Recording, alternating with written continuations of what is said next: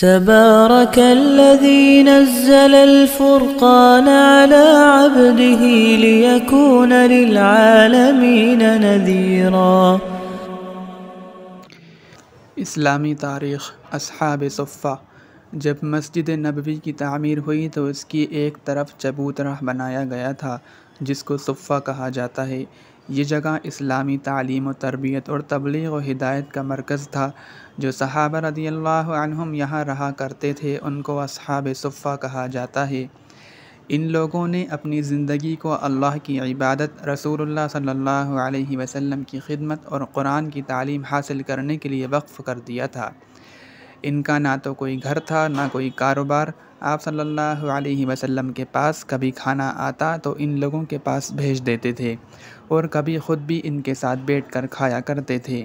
ان کی تعلیم کے لیے پڑھانے والے مقرر تھے جن سے وہ لوگ قرآن کریم سیکھتے اور علم دین حاصل کیا کرتے تھے۔